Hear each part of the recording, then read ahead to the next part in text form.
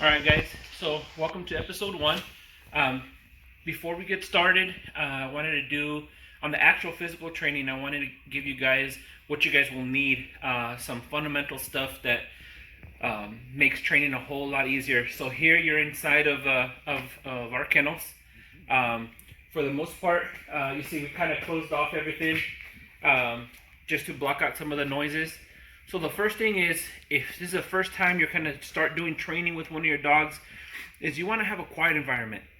So you have a dog that only gets rowdy with noise. Okay, that's fine. We're going to get there, but first the dog has to obey you when there's very limited distractions.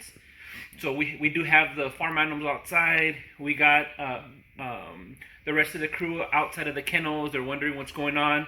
Um, this is Nina. We'll be doing a lot of the training with Nina. She knows that that's her place. In the morning we have a routine. She comes in here. She helps us feed, but she knows right now we're not working. She needs to be in her place. You want your dogs to be able to feel confident and comfortable in the environment where they're at.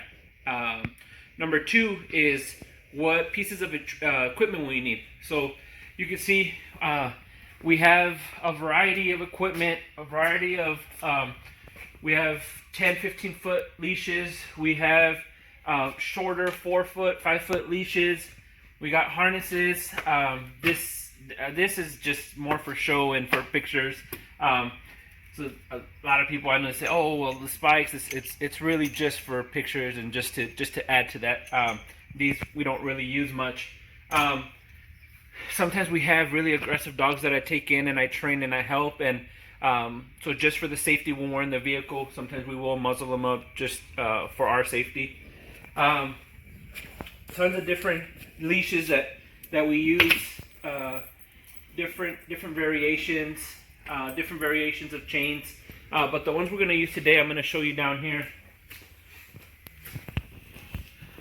So what we're going to use today is a variation of things that are Nina's already comfortable with. So a very, very short leash. So it's just my hand. There's not a lot of slack in it. When she pulls, it will give her that little bit of feedback because this has the resistance. So it makes life easier for the handler. At the same time, she's going to get a little bit of tactile feedback and that she knows that she's pulling a little bit. The second one is just a regular 4.5 foot leash, her regular leash, and one of the leashes that a lot of people aren't used to or don't like. So just let me give you information on why I use this. So this is a corrective collar, and it's safe, it's effective to use. What you want to do is the moment that your dog is, say you're walking your dog and it's a puller, it needs to have a little bit of feedback for you to capture its attention and then redirect the attention back to you. This provides that. It's not harmful. It's what it is. It's on the collar. It should be snug. It should not be loose. If it's loose, that's when it could actually pinch the skin. All this does is gives you feedback. So when it goes onto the actual hand and it's pulled, you can, even if you're yanking on it, it's not going to do any damage to you. It's going to give you a little bit of pressure where it's at, but nothing where it's going to break skin. It should be tight, so that way you can give very little pull, and you're not going to cause any damage. But it helps so that the dog remembers, snaps out of that moment, looks at you. Oh yeah, we're working on training. That's what we're going to need. The last and final piece you're going to need, some kind of reward system. So these, as you can tell, Nina loves these toys. Captures her attention. Squeaky toys, power toys. We have a couple of, she likes a variety of bones. And so these are what I call just regular motivators. And then I have, you did a really, really, really good job, powerful motivator. Now, information regarding the types of treats that we use. So Nina loves ham. She loves cheese. Something important.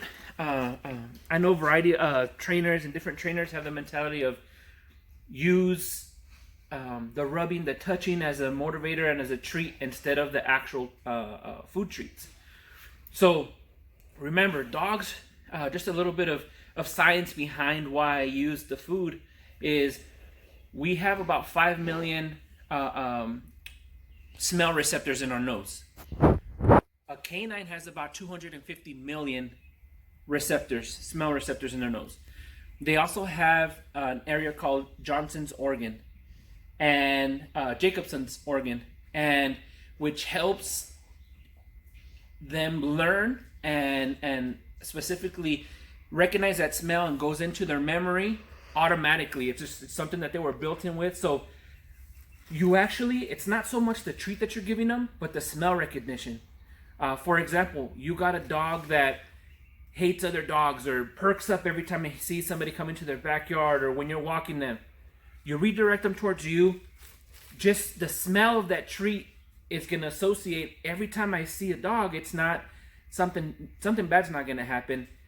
I'm going to start looking for a reward because my owner gives me a reward every time I feel excited, and it helps me calm down.